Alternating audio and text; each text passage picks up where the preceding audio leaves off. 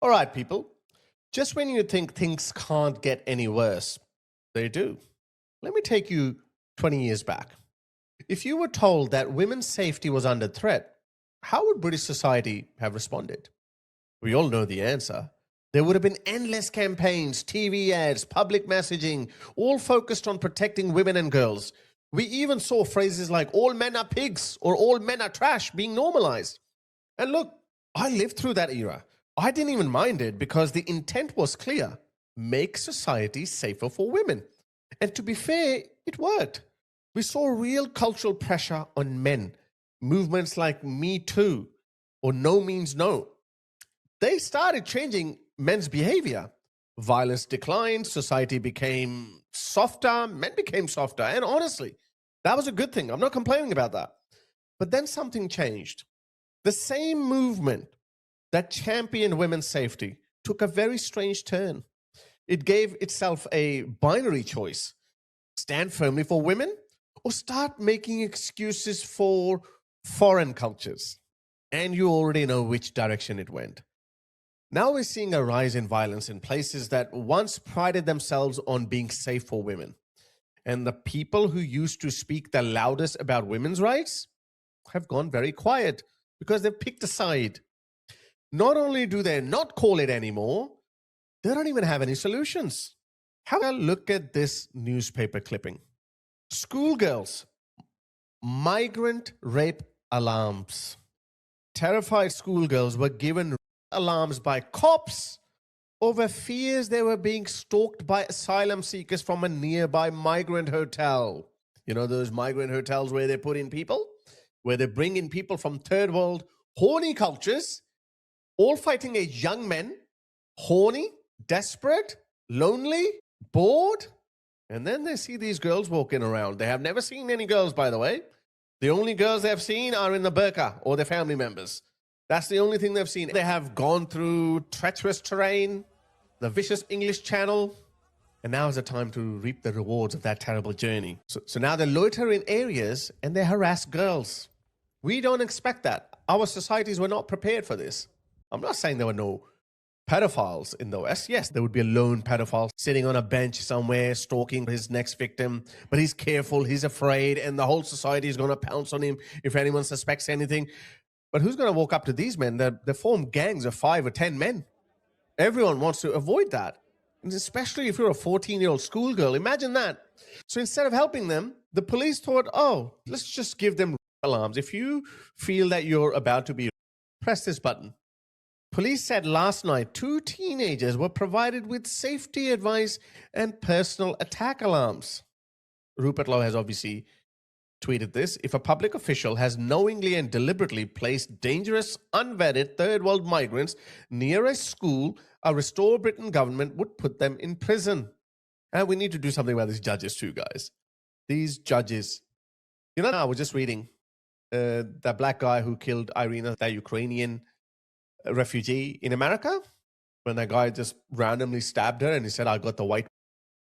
He's not going to stand trial because he's had a psychiatric evaluation and he's not fit to stand trial. Let me read you some more information from that. Miss Joe wrote a nice tweet. She says, 91 asylum seekers are housed in the Mercure Hotel near Dumfries, Scotland. Is it Dumfries or Dumfries? Dumfries. Now, teenage schoolgirls are being given alarms because there are reports that the men are harassing them, taking photographs of them. Oh, how nice. The local council have talked about buffer zones around the hotel. You know, so we'll create a buffer zone. You can only loiter in that area, but you can't come beyond that. Yeah, good luck enforcing that. Why release them? Why release them in high trust, civilized societies? Okay, when young men, they're desperate and bored and they have no access to female company, they do these kind of things. This was even observed by American and British soldiers during World War II in France and Germany. It was nowhere near the scale of what the Red Army did, but there were a lot of cases of sexual assault against German and French women, especially by American forces. But these guys, I'm telling you, a century behind the American soldiers who went into France in 1943. Have a look at what Patrick Christie's have to say on that. I like his videos. I think there is a worrying lack of transparency from the government as to how many asylum seeker sex offenders are in Britain. The Home Office or the Crown Prosecution Service don't keep a record of them. And I can't help. How convenient. See the lengths they go to so it doesn't come back and bite them? Why would you not keep a record of something like that? Why? Only if you don't want it to fall back on you. The whole reason why there is a debate on whether Pakistani men are disproportionately overrepresented in the gang scandal is because the police was not recording their ethnicities. Why? Why would you not record people's ethnicities? America has always done that. But wonder if that's deliberate. It's also been... I reckon it's deliberate. We only take fingerprints and some facial analysis. Every single illegal immigrant must have their DNA taken upon arrival. That way, we will know immediately if one of them sexually assaults or rapes someone. And if you go on the government website now, you will see this quite shocking page. It says, this information is for anyone who thinks that their immigration case may have been influenced by an inappropriate demand for DNA testing. The provision of DNA evidence in immigration cases should always be voluntary and never mandatory. A helpline has been set up for anyone who thinks that... Why do they care more about the human rights of people you know absolutely nothing about? You don't know if this guy has committed a series of murders in Afghanistan, but you're more concerned about their human rights than the human rights or safety and welfare of your own citizens. It just doesn't make any sense. This point alone is scandalous. It's like they're hell-bent on destroying their own society. Some of us are old enough to remember European societies were high-trust, beautiful, prosperous, peaceful societies for a very long time. Go back to 70s and the 80s and the 90s. Obviously, I wasn't around at that time, but a lot of people have witnessed this. We've got movies from that era. The UK's decline just in the last 20 years is absolutely phenomenal. They may have been affected to get advice and support. Are they having a laugh? Seriously, what about the rights of women and girls in the UK to feel safe on their streets? And now we've got Sir Keir Starmer and Yvette Cooper coming out and saying that police should be more transparent about the nationality and asylum status of criminal suspects. I mean, they've got more front than South End, haven't they? Here's what she said on Radio 4. You think there should be transparency? Yeah, what does that mean? So we think more information should be provided, and I've given you an example in the case on the Iranian suspects of where more information has been provided. The issue that we do need to recognise is that there are times in court processes where there are legal issues where the Crown Prosecution Service will currently say that particular pieces of information cannot be provided, where we may well think that they should be. Anyway, I don't want to bore you with these details, but let me just run some statistics to you, okay? Have a look at this. Rate per 100,000. England and Wales, back in 2008, it used to be 36 per 100,000, okay? In 2023, it has had a 221% increase and gone up to 117. It's the same case pretty much everywhere. I think it's much worse in Sweden. France, 280%. The only countries that are doing better are the ones that are not open to illegal migrants.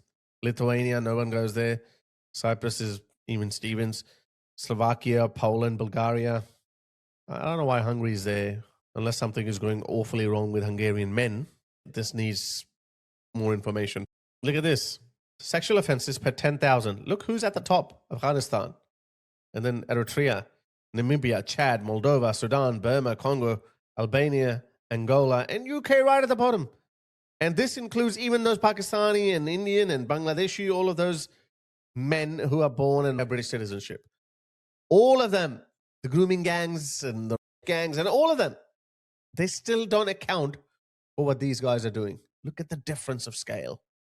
And this is violence conviction rate per 10,000. Congo, 186 Congolese men are convicted of some sort of a violent crime out of 10,000. 186 out of 10,000. The UK, right at the bottom, is only 15. Can you believe this? It's 11 times more than UK average. 11 times more. 11 times mean 1,100%, okay? It doesn't mean 110%, just putting it out there. Somalia, 8 times more. Afghanistan, 6.4 times more. Iraq, Gambia, Morocco, Namibia, all of these countries are over UK baseline. This should be the baseline. Some people would argue even that is a bit too high because that includes a lot of people from other cultures who are now considered as British. As if this wasn't bad enough that they started importing this and they're still not doing anything about it. I can't wrap my head around it. I don't know. How can this be allowed? I think it's because these guys are incompetent. Keir Starmer is incompetent. He represents an ideology that is supposed to embrace everyone who's coming into the UK, illegally or illegally, especially illegally. So they can't do anything about it. They're incompetent. Their ideology won't allow it. Their backbenchers won't allow it. It's just that they've run out of options. You either need a authoritarian figure, like a proper dictator, or you need a political party that has a political mandate for this. Kind of like what Rupert Lowe is saying. Reform, I don't know. I think reform is going to keep talking tough, but when he comes to power, he might not be able to do it. The only way Nigel Farage might do something if he's under a lot of pressure from further right-wing parties like Restore Britain or Advance UK, etc. Otherwise, the longer we delay this, the more fertile the ground will be for a strong authoritarian dictator. Don't think that you're immune from it. Don't think that it can't happen to you because you're the UK. You're the birthplace of modern civilization. Don't think that, because self-preservation is a very, very strong instinct. Not only just for humans. I think it's the most powerful instinct in living beings. So when people's safety and livelihoods and their lives are in danger, or they feel that it is in danger, I don't care how sophisticated you are. I don't care how civilized you think you are, which university you went to. As they say, anarchy is only 3 dinners away. So when things get rough, we are all capable of pretty horrendous things. That's why it is important to keep our society in check, keep following the rule of law, have some sort of order. But it looks like everything is falling apart because of incompetent leaders, leaders whose ideology is pretty much extinct in this day and age. We are heading towards a society which will be less compassionate, which will be much more cruel, because we don't have the luxury of comfortable life anymore. People's daughters are getting harassed, assaulted, men are getting stabbed, and there's a clear villain. How do you think it's going to pan out? It's not going to pan out the way you think it will.